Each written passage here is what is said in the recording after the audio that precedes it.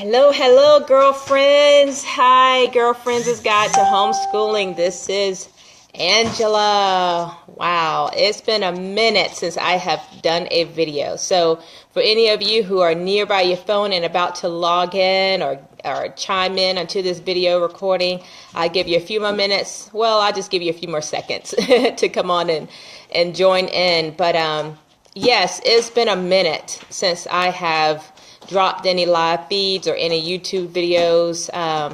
And so I'm going to share a little bit about why that's been the case, and then some encouragement for homeschooling in the middle of living this life, because it's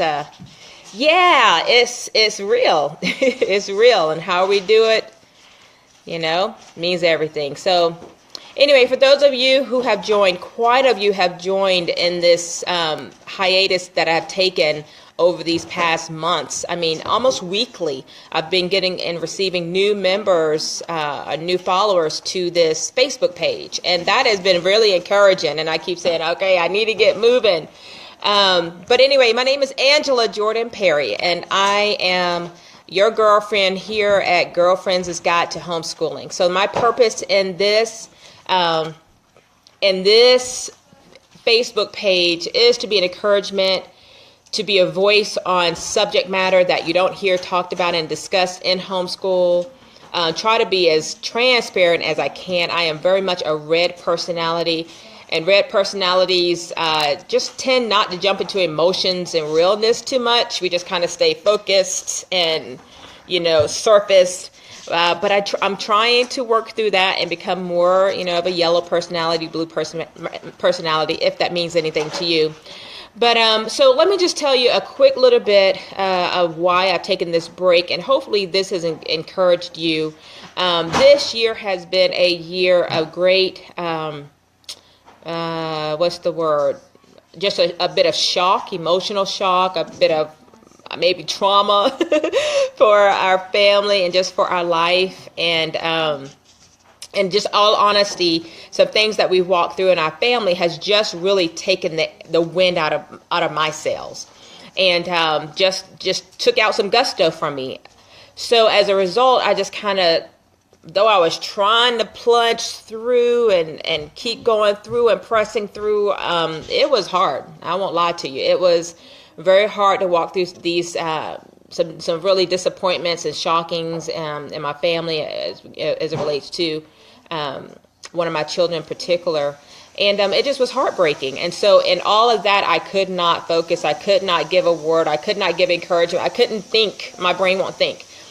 And so anyway, now I'm back. It has taken me from March, April, May, June, July, August, September, October, November, 8 months. I don't know when my last video has been, but we have been walking through this for 8 months, and I cannot believe it's been that long. And so what I wanted to, just share about, how do you homeschool in the midst of living this life, To be quite honest, a person who don't really have never dealt with depression or have just had to, trudge through some things, just always on top of it. As a red personality, we tend to just jump over things, okay, just jump over that hurdle, jump over that hurdle, jump over that hurdle. Well, these hurdles was this big, and I just couldn't get myself over them. And it was all of me to be able to homeschool, stay focused, run my association, help my homeschool families, reach out and respond to those on YouTube who follow me on YouTube and my group. And it was just a lot. So, thankfully, thankfully, we're on the mend. So how do you homeschool in the midst of living this life? And this life brings some blows. And how do you do it? I don't know how you do it. I don't have an answer for you, other than you just got to do it. I had to rearrange my schedule, honestly, because a lot of days, it was all of me to just get up in the morning and start my day. I mean, it was hard. And it generally would take me up until 10 or so just to get the mindset, the energy, what was needed just to get going. So what I had to do is, I knew that was my reality right now. I had to show my kids, give them a schedule of things I expected them to do before I was able to start my day with them. And that's what it was. 10 o'clock. Oh goodness. Come on. I'm sorry, my phone. There we go. And I just had to get them going on some things and set up a schedule in which they could follow on their own, some things they could study. What could they study on their own? They could do their studying on their own. They could study their geography on their own. They could study their Bible verses on their own, work through some math things. They do what is called 24 game card. They could do that on their own. So like an hour and a half of things that they can do before mommy was up, ready, and in her right mind and emotionally stable to be able to start her day. So you have to think. I had to think outside the box to make it happen. And I just say, when you're homeschooling and living this life, you got to figure out some ways to do it. Not prayerfully, but thankfully I didn't have any young ones, little ones who needed me to get up and feed them. They could get up and feed themselves, or my older ones would step in and feed them. Literally, it was, I wasn't very much functioning, okay? And my office hours are such that Monday, Wednesday, and Friday was 1 o'clock, and by that time I'm, in the go. I was ready to talk and help my families. So for any of you girlfriends who are in the midst of homeschooling, trying to live this life, talk out some things with other girlfriends and see what can you change, because sometimes you can't see for yourself where you can make some changes, where you can make some adjustments. You just can't see. And I can't remember if I think I heard someone talking or something, and it made me think, oh yeah, I don't have to start my school at 8, 9 o'clock in the morning because I just can't do it right now. But I can get started closer to 10 or 11 o'clock, and we would go from 11 until right about 1 or 2. At that time, I'll get calls or emails, answer emails or whatever at that time.